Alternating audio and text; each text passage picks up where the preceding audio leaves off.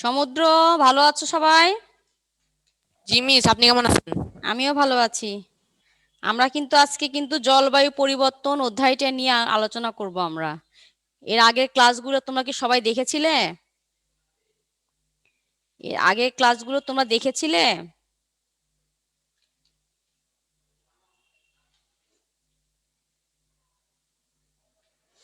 আমরা আজকে ইম্পর্টেন্ট জিনিসগুলো যেগুলো সম্পর্কে তোমাদের একটু ধারণা রয়েছে, তারপরেও এগুলো নিয়ে আমরা আলোচনা করব।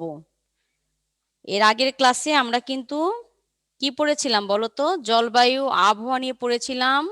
আর একটু আলোচনা করেছিলাম বৈশ্বিক উষ্ণায়ন, তাই না? বৈশ্বিক উষ্ণায়নটা কি? Global warming. একটু বলো তো সমুদ্র, গ্লোবাল ওয়ার্মিংটা কি বলো? গ্লোবাল ওয়ার্মিংটা কি বলো তো?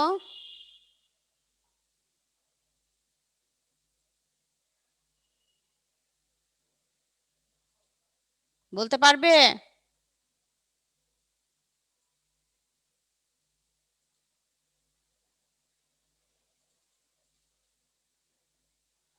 হ্যাঁ,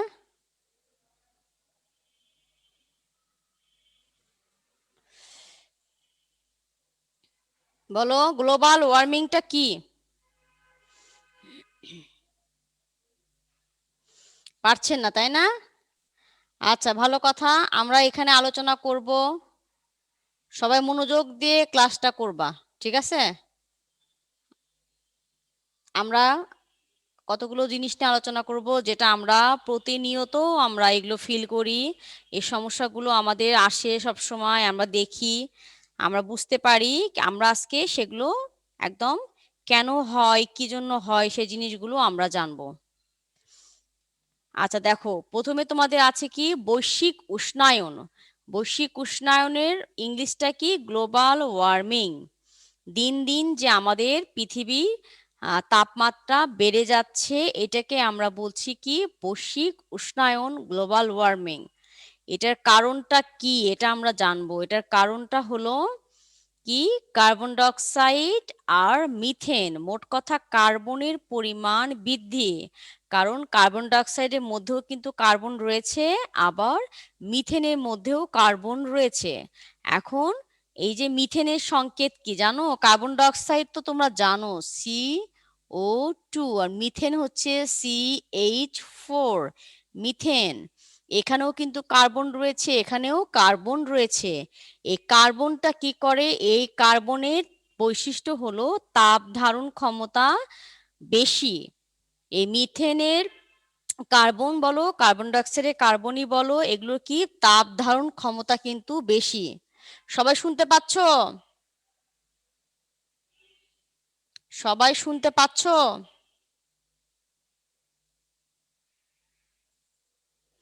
কথা বলো। জি মিস, শুনতে পাচ্ছি। আচ্ছা, ঠিক আছে। তাহলে আমরা গ্লোবাল ওয়ার্মিংটার কারণ আমরা আজকে জানছি। এর সঙ্গে কতগুলো খুব ইন্টারেস্টিং জিনিস রয়েছে। তো তোমাদেরকে এটার কারণটা বোঝাতে গিয়ে তোমাদেরকে আগে কি বুঝিয়েছে? আগে তোমাদেরকে বোঝানো হয়েছে গ্রিন হাউস। তো গ্রিন হাউসটা কি সেটা বুঝতে হবে। অনেকে কিন্তু এই জিনিসটা কিন্তু ভালোভাবে কিন্তু বুঝতে পারো না। আমরা এখন দেখব যে আসলে এটা কিরকম ভাবে আমরা এটার সঙ্গে তুলনা করা হয়েছে, সেটা আমরা ভালোভাবে একটু জানবো। গ্রিন হাউসের সঙ্গে এটাকে তুলনা করা হয়েছে কারণ গ্রিন হাউসটা বাহিরের কান্ট্রিতে, মানে বিদেশে যেগুলো শীত প্রধান দেশ, সেগুলোতে সাধারণত কি হয়, বেশি শীতের কারণে বা ঠান্ডার কারণে তারা অনেক রকমের সবজি বা খাদ্যশস্য উৎপাদন করতে পারে না। তো বাহিরে তোমরা তো জানো সাধারণত কি করে, ওরা খুবই স্বয়ংসম্পূর্ণ, মানে ওরা নিজেদের যা প্রয়োজন তা নিজেরা মেটাতে চেষ্টা করে। আমরা যেরকম কি করি, আমরা কখনো কি আমরা একটা ফ্ল্যাটে উঠে যাওয়ার পর আমরা কি আমাদের টবে সবাই কি এই সবজি জাতীয় উদ্ভিদ কি লাগায়? লাগানোর চেষ্টাও করি না, তাই না? আমরা আগেই বলে দিই হবে না, কিন্তু আমরা চেষ্টা করলে কিন্তু ঠিকই হবে। ছোট ছোট টবে তুমি যদি বেগুনের গাছ গাড়ো, ছোট টবে তুমি টমেটো গাড়ো, ধনিয়া পাতা যদি একটু লাগাও, তাহলে কিন্তু অল্প হলেও কিন্তু হবে। তো বাহিরের দেশে এরকম কাঁচের তৈরি ঘর তৈরি করে ওরা, কাঁচ দিয়ে পুরো ঘরটা কি থাকে, প্রসেসিং সুন্দরভাবে প্রসেস করা থাকে, একটা দরজা থাকবে এবং আর পুরো ঘরটা থাকবে কি কাঁচের। এর মধ্যে কি থাকবে, এর মধ্যে তোমার বিভিন্ন রকমের গাছ তারা কি করে, সবজির গাছ তারা লাগায়, তাদের যেগুলো প্রয়োজন সেই গাছগুলো তারা এর ভিতরে লাগায়। লাগানোর পর কি করে, এগুলো যাতে বেশি শীতে গাছগুলো নষ্ট না হয় সেজন্য তারা বিশেষভাবে ঘরটা তৈরি করা হয়, যে বাহিরের ঠান্ডাটা যেন ভিতরে না যায়, একটু উষ্ণ যেন থাকে, গাছগুলো যেন সুন্দর থাকে। তো এই গ্রিন হাউসের সঙ্গে, গ্রিন হাউসটা ঠিক যেভাবে কাজ করে, এই আমাদের বায়ুমণ্ডলটা ঠিক ওই রকমই কাজ করে এই কার্বন ডাইঅক্সাইড আর মিথেনের ফলে। তো বলছে গ্রিন হাউসের কাজটা হলো দিনের বেলা, যে বাহিরের দেশগুলোতে তো সূর্যের আলোটা বা তাপটা খুব অল্প সময়ের জন্য তারা পায়। তো এই গাছগুলো কি করে এমন জায়গায় এটাকে, এই গ্রিন হাউসটাকে তৈরি করা হয় যেখানে একটু খোলা, মানে সূর্যের তাপটা অল্প সময়ের জন্য হলেও সে কি করতে পারবে, ট্র্যাপ করতে পারবে। তো সূর্যের তাপটা এর ভিতরে যখন একটু বাহির থেকে যখন ভিতরে সূর্যের আলোটা আসে, তাপটাও চলে আসলো ভিতরে, ভিতরে খুব উষ্ণ হয়, একটু উষ্ণ হয়, বাহিরের পরিবেশের তুলনায় ভিতরটা গরম হয়। তারপর কি হয়, ভিতরে গরম হওয়ার ফলে তাপের তাপটা, ভিতরের তাপটা পরবর্তীতে যখন সূর্য থাকে না তখন কিন্তু বিকিরিত হয়ে বাহিরে কাঁচের কারণে আর যেতে পারে না। ভিতরে যেহেতু কার্বন ডাইঅক্সাইড কি হয়, আমাদের গাছ তো কার্বন ডাইঅক্সাইডে তৈরি করে, তাই না, শ্বসন কার্য যেহেতু হয়, তো একটু উষ্ণ হয় যার কারণে ওটা কি করে ভিতরে ওই কাঁচের মধ্যে উষ্ণতাটা থাকে এবং উদ্ভিদের জন্য সেটা খুব ওই ওই তাপমাত্রাটা উদ্ভিদের জন্য খুব সহনশীল পর্যায়ে থাকে, গাছগুলো ভালোভাবে বেড়ে ওঠে। সে কার্বন ডাইঅক্সাইডটা উদ্ভিদ আবার ব্যবহার করে সালোক সংশ্লেষণে, যার কারণে গ্রিন হাউসটা ঠিক এরকম একটা কাজ করে, ভিতরে আলোটা আসে, তাপ উৎপন্ন হয়, সেই তাপটা বাহিরে যেতে পারে না। তো আমাদের যে বায়ুমণ্ডলটা রয়েছে, সেই বায়ুমণ্ডলে কি কি রয়েছে, আমাদের বায়ুমণ্ডলে রয়েছে কার্বন ডাইঅক্সাইড, মিথেন, তারপরে জলীয় বাষ্প, এগুলো সব রয়েছে আমাদের বায়ুমণ্ডলে। তো বায়ুমণ্ডলটার কথা বলছে আমাদের কেন দিন দিন গরমটা বেশি হচ্ছে, কারণ হচ্ছে গ্রিন হাউসের মতো কাজ করে আমাদের এই বায়ুমণ্ডলটা। তো কিভাবে গ্রিন হাউসের মতো কাজ করে সেটা আমরা একটু ভালোভাবে জেনে নেই। তার কারণ হলো এই গ্রিন হাউস যেরকম সূর্যের তাপ, আলো দুটো অল্প সময়ের জন্য গ্রহণ করছে আলোটা, তারপরে ভিতরে তাপ উৎপন্ন হচ্ছে, সে তাপটা আর কাছ থেকে বের হতে পারছে না, আমাদের বায়ুমণ্ডলে কার্বন ডাইঅক্সাইড আর মিথেনটা এই গ্রিন হাউসের মতো কাজ করছে। আমরা যখন সূর্য থেকে যখন আলোটা যখন আমাদের বায়ুমণ্ডল ভেদ করে সরাসরি যখন ভেতরে চলে আসছে, তখন কিন্তু কোনো সমস্যাই হয় না, ঠিকই চলে আসছে, বেশ ভালো। তারপর কি হচ্ছে, তারপর দেখা যাচ্ছে কি, যে এই যে এই কার্বন ডাইঅক্সাইড আর মিথেন কি করছে রাতের বেলা, যখন পৃথিবীটা উষ্ণ হয়, গরমের সময়ের কথা চিন্তা করো, তখন কিন্তু সন্ধ্যার দিকে কি হয়, তখন তো সূর্য থাকে না, কিন্তু আমাদের কিন্তু খুবই গরম লাগে, মানে হয় যেখানে আমরা আছি সেখান থেকে একদম তাপটা ছাড়া শুরু করেছে, মানে ওই তাপটা পরবর্তীতে বায়ুমণ্ডল থেকে আর উপরের দিকে চলে যেতে পারে না, যে সন্ধ্যায় যে তাপটা হয় সেটা কি করে একদম ভিতরে থেকে যাচ্ছে। আমাদের তখন প্রচন্ড গরম লাগছে, কেন গরম লাগছে, কারণ কার্বন ডাইঅক্সাইড আর মিথেন গ্যাসটা এখানে কি করছে, গ্রিন হাউসের মতো একটা কাজ তারা চালাচ্ছে। গ্রিন হাউস যেরকম তাপটাকে ধরে রাখছে, বিকিরিত হয়ে বাহিরে বের হতে দিচ্ছে না, ঠিক আমাদের বায়ুমণ্ডলের এই দুটো গ্যাস ঠিক এরকম কাজ করছে, সেজন্য গ্রিন হাউসের সঙ্গে এটাকে তুলনা করা হয়েছে। এখন আমরা জানবো, তাহলে কি সবাই বুঝতে পারলে এইটুকু বৈশ্বিক উষ্ণায়নের কারণটা কি, বায়ুমণ্ডলে কার্বন ডাইঅক্সাইড আর মিথেনের পরিমাণ বৃদ্ধি হচ্ছে আসলে গ্লোবাল ওয়ার্মিং এর প্রধান কারণ। সবাই কি বুঝতে পারছো, সবাই বুঝতে পারছো? হিমেল, হিমেল, বুঝতে পারছো? আচ্ছা, তাহলে বুঝতে না পারলে বলবে।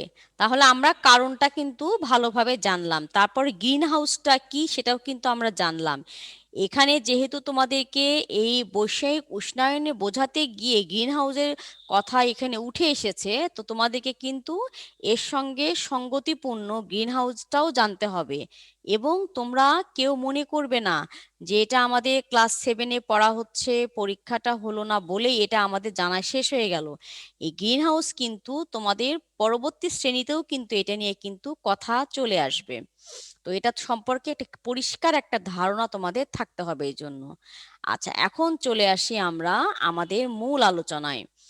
আরেকটা আলোচনা কি আছে, সেটা সেটা হলো কিভাবে আমরা এই যে বর্ধিত তাপমাত্রা, দিন দিন যত দিন বাড়ছে তাপমাত্রা, পৃথিবীর তাপমাত্রা দিন দিন বেড়েই চলছে, এই অবস্থা তো আমাদের জন্য অনুকূল না প্রতিকূল বলো তো?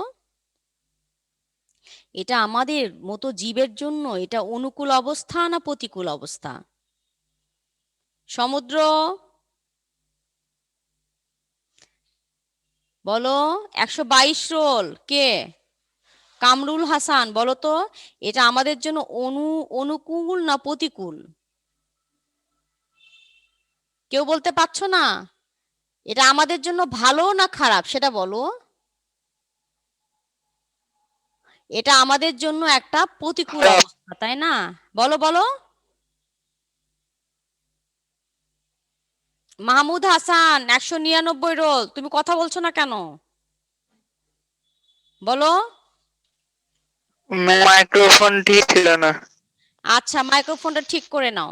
এটা আমাদের জন্য একটা প্রতিকূল অবস্থা। এই প্রতিকূল অবস্থা আমরা কিরকম ভাবে আমাদের আমাদের জীবন ধারণের জন্য আমরা এটাকে অনুকূল অবস্থায় আনবো, তার মানে হচ্ছে গ্রিন হাউস ইফেক্ট থেকে আমরা কিরকম ভাবে নিজেদেরকে রক্ষা করব।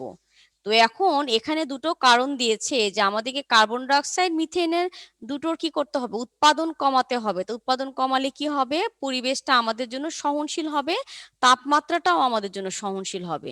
তো মিথেনের উৎপাদন বলছে এটা আমাদের ক্ষেত্রে কন্ট্রোল করা সম্ভব না, কারণ এটা কৃষি কাজের সঙ্গে সম্পৃক্ত। মিথেন গ্যাস একটা প্রাকৃতিক গ্যাস। তো এটা কৃষিকাজের সঙ্গে এটা যেহেতু সম্পর্কযুক্ত, আমাদের কৃষিকাজ করতেই হবে। এটাকে আমরা কন্ট্রোলে রাখতে পারি, কিন্তু একবারে উৎপাদন বন্ধ করাটা সম্ভব না।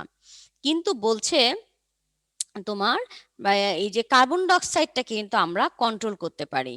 কার্বন উৎপাদন, আমি কিন্তু বলেছি কার্বন উৎপাদন। তাহলে কার্বন ডাইঅক্সাইডটাকে কন্ট্রোল করতে গেলে কি করতে হবে, আমাদেরকে নবায়নযোগ্য শক্তির ব্যবহারটা বাড়াতে হবে। তাহলে কি রকম ভাবে আমরা নবায়নযোগ্য শক্তি বাড়াবো, আগে একটু বলো তো। নবায়নযোগ্য শক্তি কি কি? মাহমুদ হাসান, 199, বলো নবায়নযোগ্য শক্তিগুলো কি কি বলো।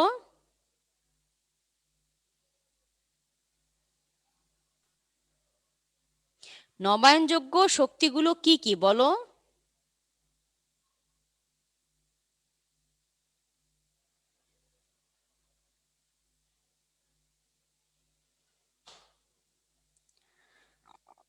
আচ্ছা, মাহমুদ হাসানের কোনো কথা বলছে না। নবায়নযোগ্য শক্তিগুলো, যে শক্তিগুলোকে আমরা নবায়ন করতে পারি, তাহলে সৌরশক্তি বাড়াতে হবে। যেমন ধরো সৌরশক্তি বাড়ানোর ক্ষেত্রে আমরা বলতেই পারি যে সোলার প্যানেল যেগুলো সেগুলো ব্যবহার করা হচ্ছে। তারপর তোমাদেরকে আমি ভিডিও ক্লাসের আগেও আমি দেখিয়েছিলাম, আমরা এর আগের শোনা যাচ্ছে না।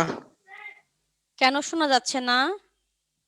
আমার এখানে তো সব ঠিক আছে, তোমার হয়তো স্পিকারে ওখানে হেডফোনটার প্রবলেম হয়েছে, দেখো একটু। এখন শুনতে পাচ্ছ সবাই? সমুদ্র, শুনতে পাচ্ছ? হালকা হালকা। ক্লিয়ারলি সবাই শুনতে পাচ্ছ? Yes ma'am. আচ্ছা, তাহলে ওর পার্টিকুলারলি ওর হয়তো প্রবলেম হয়েছে। আচ্ছা, তার মানে আমরা যখন সোলার প্যানেল ব্যবহার করব তখন কিন্তু আমাদের কার্বন ডাইঅক্সাইড উৎপাদনটা কি হবে, হ্রাস পাবে। কি রকম ভাবে হ্রাস পাবে? আমরা জেনারেটরের কালো ধোঁয়া বের হচ্ছে, যা আমাদের কি হচ্ছে, ফুয়েল কস্ট হচ্ছে, সেগুলো হবে না। তখন আমাদের কার্বন ডাইঅক্সাইড উৎপন্ন হবে না, কার্বন মনোঅক্সাইড উৎপন্ন হবে না।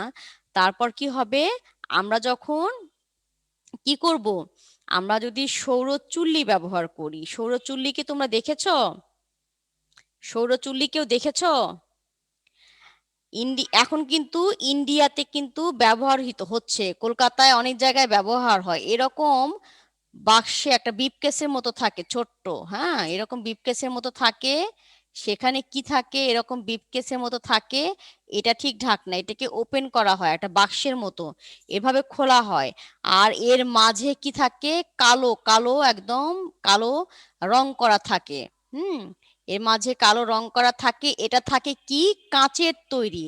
আমরা কাঁচের যেরকম আমাদের আলমারিতে অনেক সময় কাঁচ দেওয়া হয় না, শোকেসে কাঁচ দেওয়া হয়, ঠিক এরকম কাঁচের তৈরি থাকে এটা। তারপর কি হয়, এর মধ্যেও কালো থাকে, আবার এদিক দিয়ে দর্পণ দর্পণ সেট করা থাকে। তখন সূর্য রশ্মিটা ওখান থেকে আতসী কাঁচ দিয়ে এখানে খাবারের একটা জিনিস থাকে ওখানে। তারপর সেটা কি হয়, ওই তাপটা সূর্য রশ্মিটাকে শোষণ করে সেটাকে বর্ধিত করে ওর মধ্যে তাপ উৎপন্ন হয়। আর খাবারটা কি হয়, ওই সৌর তাপে রান্না হয় ভিতরে। তো আমরা যদি এই চুল্লিটাতে ব্যবহার করি তাহলে কি হবে, আমরা বিভিন্ন রকমের জিনিস যখন রান্না করব, আমাদের কুকিং কুকিং সেক্টর থেকে যে ধোঁয়াগুলো বায়ুমণ্ডলে বের হয় সেগুলো কি হবে, বন্ধ হয়ে যাবে।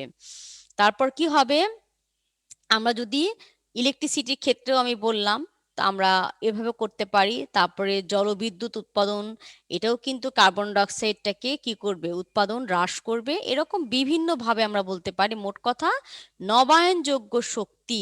তারপর আমরা নবায়নযোগ্য শক্তি কি আমরা বলতে পারি, পানি, বায়ু, এগুলো হচ্ছে সৌরশক্তি, এগুলো নবায়নযোগ্য শক্তি।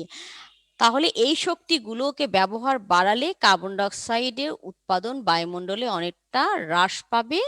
তখন কি হবে, বায়ুমণ্ডলে কার্বন ডাইঅক্সাইড গ্যাসের কি হবে, হ্রাস পাবে বা ভারসাম্য বজায় থাকবে। এতে এই পরিবেশটা জীবের জন্য কি হবে, অনুকূল হবে। যেটা বৈশ্বিক উষ্ণায়নের কারণ হিসেবে দায়ী, সেটা কি হবে, হ্রাস পাবে। তখন এটা আমাদের সহনশীল পর্যায়ে থাকবে। তাহলে কিন্তু আমরা কিন্তু এরকম ভাবে বলতে পারি, তাই না, যে বৈশ্বিক উষ্ণায়নের কারণ জানলাম, কিভাবে আমরা গ্লোবাল ওয়ার্মিংটাকে কন্ট্রোল করব। আমরা গ্লোবাল ওয়ার্মিংটাকে কিভাবে কন্ট্রোল করব সেটাও কিন্তু আমরা জানলাম। আচ্ছা, এখন আমরা এখান থেকে অধ্যায় থেকে একটা তোমাদের গ্রাফ দেখানো হয়েছে। এরকম ভাবে একটা গ্রাফ তৈরি করেছে। গ্রাফটা কিন্তু অনেকেই ভাবছো খুব কঠিন, কঠিন কিন্তু না। এটা হচ্ছে একটা গ্রাফ, যে এই যে বৈশ্বিক উষ্ণায়নের কথা তোমরা শুনলে, দেখো এই যে এরকম ভাবে গ্রাফটা দাগিয়েছে, এরকম ভাবে গ্রাফটা দাগিয়েছে। দেখো এইদিকে, এইদিকে কি করেছে, তাপমাত্রাটাকে এইদিকে ধরা হয়েছে, এইদিকে ধরা হয়েছে টেম্পারেচার বা তাপমাত্রা ধরেছে এদিকে। এরকম ভাবে, এরকম ভাবে দাগাঙ্কিত করা হয়েছে তাপমাত্রা। আর এখানে ধরো দিয়েছে কি, বিভিন্ন বছর, এখানে বিভিন্ন বছরের তাপমাত্রা ধরো এখানে একটা দিয়েছে, এখানে দিয়েছে। আমাদের বৈশ্বিক উষ্ণায়ন বের করতে গেলে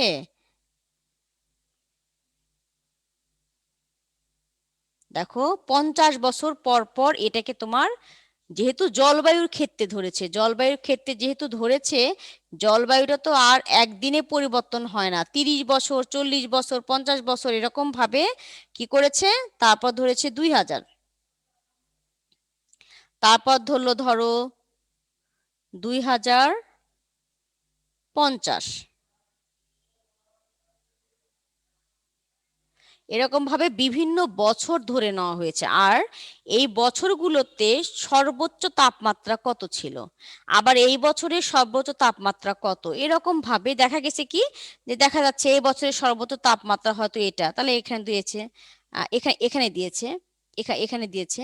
তারপরে এই সালে আবার সর্বোচ্চ তাপমাত্রা হয়তো একটু বেশি, এখানে দিয়েছে। 50-এ দেখা যাচ্ছে আরো বেশি। তখন দেখা যাচ্ছে কি, গ্রাফটা করলে ঠিক এরকম হচ্ছে। তার মানে এইরকম ভাবে দেখা যাচ্ছে কি, দিন দিন তাপমাত্রাটা আস্তে আস্তে কি হচ্ছে, বৃদ্ধি প্রাপ্ত হচ্ছে। আর এভাবে বৈশ্বিক উষ্ণায়নটা বের করা হয়েছে। এটা কিন্তু খুব একটা কঠিন কোনো ব্যাপার না, এইটা এরকম ভাবে গ্রাফ করা হয়েছে। তোমরা কি দেখতে পাচ্ছ সবাই?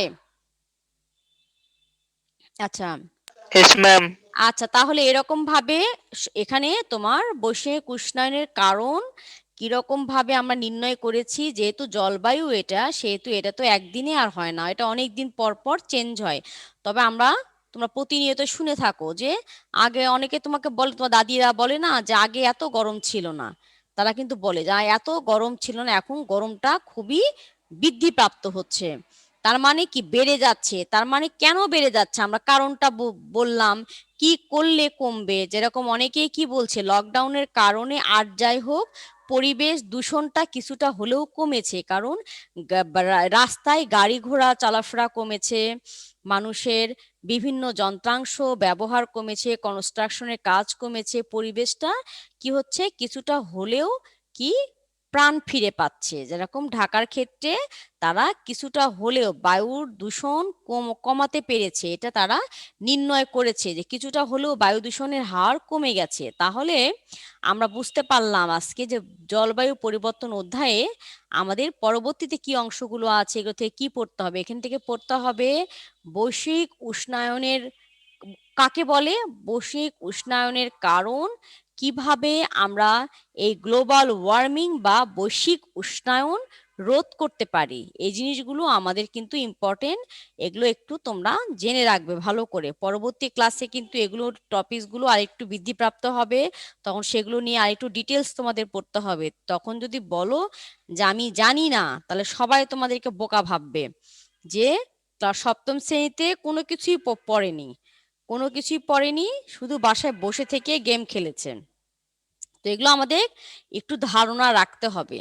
আচ্ছা, এবার আমি চলে আসি অ্যাসাইনমেন্টের কথা। তোমরা কিন্তু অনেকেই কিন্তু অ্যাসাইনমেন্টের যে নির্দিষ্ট নীতিমালা সেটা কিন্তু না মেনে অ্যাসাইনমেন্ট লিখছো। অ্যাসাইনমেন্টে একটা ক্লাস আমি দিয়েছি, তোমরা দেখে নিতে পারো। ইউটিউবে গিয়ে এটা দিয়ে সার্চ দিবে,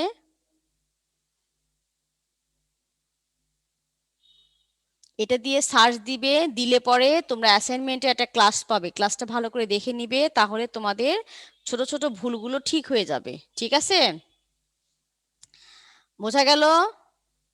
আচ্ছা, এখন আমরা আসি আমাদের পরবর্তী। এখন এই অধ্যায় থেকে তোমরা একটু দেখো তো তোমরা নিজেরা যে কোনো সমস্যা রয়েছে কিনা। জলবায়ু পরিবর্তন অধ্যায় থেকে তোমাদের কোনো কিছু বোঝার সমস্যা আছে কিনা তোমরা একটু দেখো। আর আমি এখানে কি কি পড়তে হবে এই অধ্যায় থেকে গুরুত্বপূর্ণ, কারণ এটা কিন্তু আমাদের পরবর্তীতেও কিন্তু লাগবে। সেজন্য আমি বলছি যে এখানে আমরা ভালো করে আমরা জানবো যে এখান থেকে আমাদের কি কি প্রশ্ন গুরুত্বপূর্ণ। আমি বলেছিলাম প্রথমে জলবায়ু কাকে বলে, আবহাওয়া কাকে বলে, আবহাওয়া এবং জলবায়ুর মধ্যে পার্থক্য, এটা খুবই গুরুত্বপূর্ণ একটা প্রশ্ন। আবহাওয়া এবং জলবায়ুর মধ্যে পার্থক্যটা এখানে খুবই গুরুত্বপূর্ণ, তোমাদেরকে ভালোভাবে এটা জানতে হবে। ঠিক আছে, আচ্ছা। তারপর পৃথিবীর বায়ুমণ্ডলের যে বিভিন্ন স্তরগুলো রয়েছে তোমাদেরকে আমি আগেও পড়িয়েছি, সেটা সম্পর্কে তোমাদের ধারণা থাকতে হবে। কোনটা কত মাইল পর্যন্ত অবস্থান করছে, কোন স্তরের বৈশিষ্ট্য কি, হ্যাঁ এটা তোমাদেরকে জানতে হবে। কোথায় বেতার তরঙ্গ প্রতিফলিত হয়ে ফিরে আসে, কোন স্তরে আমাদের আমরা আমাদের জন্য খুবই কি বলবো যে গুরুত্বপূর্ণ বা গুরুত্ব বহন করে কোন স্তর, সেগুলো সম্পর্কে জানতে হবে। তারপর যদি এরকম ভাবে কোনো কিছু থাকে, একটা ছবি এঁকে দিল, এরকম ভাবে ছবি এঁকে তোমাদেরকে এ বি সি করে চিহ্নিত করে দেওয়া হলো, সেই স্তরগুলো তোমাদেরকে সেজন্য ছবি দেখে ভালোভাবে বুঝতে হবে এবং চিনতে হবে যে কোন স্তর কি কাজ। আচ্ছা, এবিসি করে দিলে নামগুলো কিন্তু পড়তে হবে। তারপরে আবহাওয়া জলবায়ুর কথা বলেছি। তারপর চলে এসো এখানে আবহাওয়া পরিবর্তনের কারণ সমূহ, যে কি কি কারণে একটা নির্দিষ্ট স্থানের আবহাওয়াটা পরিবর্তন হয়, সে কারণগুলো সম্পর্কে তোমাদেরকে ভালো করে জানতে হবে যে কি কি কারণে আবহাওয়া পরিবর্তন হতে পারে। কয়েকটা কারণ এখানে দেওয়া আছে, 3-4টা কারণ দেওয়া আছে, এগুলো ডিটেলস ভালোভাবে পড়ে বুঝিয়ে বুঝিয়ে এগুলো কিন্তু লিখতে হবে। তারপর জলবায়ু পরিবর্তনের কারণ, আবহাওয়া পরিবর্তনের কারণ, জলবায়ু পরিবর্তনের কারণ। আচ্ছা, তারপরে আমরা আরো জানবো, একটা পরীক্ষা তোমাদের দেওয়া আছে যে এই যে গ্রিন হাউসটা বোঝানোর আগে একটা পরীক্ষা দিয়েছে যে দুটো গ্লাস আমরা কি করব, রোদে রাখবো। দুটো গ্লাস রোদে রাখবো, এর ভিতরে একটি গ্লাস কি করব আমরা, পলিথিন দিয়ে ঢেকে তারপর রোদে রাখবো, আরেকটা কি করব, এমনি শুধু খোলা অবস্থায় রোদে রেখে দেব। একই সময় রাখবো, একই পরিমাণ পানি এবং সম আকৃতির দুটো কি গ্লাস। তারপর কিছু একই সঙ্গে আমরা গ্লাস দুটোকে রোদ থেকে যখন নিয়ে এসে তাপমাত্রা পরিমাপ করব, তখন দেখব যে যেখানে পলিথিন দিয়ে পেঁচানো বা পলিথিন দিয়ে ঢাকা ছিল যে গ্লাসটা, ওই গ্লাসের পানির তাপমাত্রা কি বেশি বৃদ্ধি পেয়েছে। তার মানে কি, ওই গ্লাসে কি হয়েছে, যে পলিথিন দিয়ে ঢাকা ছিল ভিতরে উষ্ণতা বৃদ্ধি পেয়েছে। সেজন্য ওখানে বলছে যে গ্রিন হাউসের সঙ্গে তুলনা করেছে যে এটা ভিতরে কেন তাপমাত্রা বৃদ্ধি পেল, পলিথিনটা ভেদ করে বাহিরে এটা আসতে পারেনি তাপটা। সেজন্য তাপটা রোদের আলোটা ভিতরে গিয়েছে পানিতে, আর যেটা হচ্ছে খোলা ছিল যে গ্লাসটা, সেটা কিন্তু বিকৃত হয়ে আবার বের হতে পেরেছে। তো সেজন্য এখানে কি হয়েছে, তাপমাত্রাটা কম ছিল, আর যেটা পলিথিন দিয়ে সে তাপমাত্রা বেশি ছিল। এটা দ্বারা বোঝানো হয়েছে কি, গ্রিন হাউসের যে ইফেক্টটা সেটা বোঝানো হয়েছে। এই যে এখানে পরীক্ষাটা রয়েছে, পরীক্ষাটার মাধ্যমে ভালো করে তোমরা একটু জানবে, এখানে পরীক্ষা দেওয়া রয়েছে যে গ্রিন হাউসের প্রভাবটা আসলে কিভাবে কাজ করে, সেটা কিন্তু এই পরীক্ষার মাধ্যমে দেখানো হয়েছে। দুটি গ্লাস মাপচং দিয়ে সমান পরিমাণ পানি নিয়েছে, এখানে পানি নিয়ে এই কাজটা এখানে করেছে। তারপর গ্রিন হাউসটা কি, কিভাবে গ্রিন হাউস কাজ করে, বায়ুমণ্ডলকে গ্রিন হাউস ইফেক্ট থেকে আমরা আমাদের পরিবেশকে রক্ষা করতে গেলে আমাদের কি কি করণীয়, সেক্ষেত্রে তোমরা আজকে যে জিনিসগুলো আলোচনা করলাম সেগুলো নিয়ে ভালোভাবে চিন্তা করবে, তাহলে তোমরা এই প্রশ্নগুলো অ্যান্সার করতে পারবে। আচ্ছা, আমার মনে হয় অ্যাসাইনমেন্টে যে কটা অধ্যায় রয়েছে সব তোমাদের করানো হয়েছে, তোমাদের সমস্যা হওয়ার কোনো কারণ নেই। শুধু অ্যাসাইনমেন্ট লেখার যে নিয়ম কানুনগুলো, পরিষ্কার পরিচ্ছন্নতা, তোমরা কাভার পেজে কিন্তু অনেকেই কিন্তু তোমাদের নাম, তোমাদের রোল নাম্বারটা দাওনি অনেকে, তারপর তোমাদের শাখা অনেকে উল্লেখ করনি, এই জিনিসগুলো উল্লেখ করবে, শিরোনামটা ঠিক মতো লিখবে। দেখবে যে তোমাদের যে অ্যাসাইনমেন্টে যে শীটটা দেওয়া হয়েছে সেখানে শিরোনাম ঠিক যেভাবে লেখা আছে ওই রকম ভাবেই লিখবে। আর তোমাদের কিন্তু তোমরা জানো যে তোমাদের প্রমোশন উপরের ক্লাসে যাওয়ার এখন কিন্তু একটাই উপায়, সেটা হচ্ছে অ্যাসাইনমেন্টটা সুন্দরভাবে কমপ্লিট করতে হবে। তা না হলে তোমরা কিন্তু ভালো নাম্বার কিন্তু পাবে না। তোমরা যদি খুব হেলাফেলা করে অ্যাসাইনমেন্টটা যদি জমা দাও, নাম্বারটাও কিন্তু ওইরকম হবে। কারণ অ্যাসাইনমেন্টের কতগুলো নিয়ম রয়েছে। কি এটা কি রকম ভাবে, তোমরা অ্যাসাইনমেন্ট মানে জানো? অ্যাসাইনমেন্ট কথাটার মানে জানো তোমরা? নির্ধারিত কাজ, নো ম্যাম। নির্ধারিত সময় কাজ, ঠিক আছে? আচ্ছা ঠিক আছে, সবাই তাহলে আর কোনো সমস্যা নেই নিশ্চয়, সবাই ভালো থাকো, সবাই সুস্থ থাকো, আল্লাহ হাফেজ।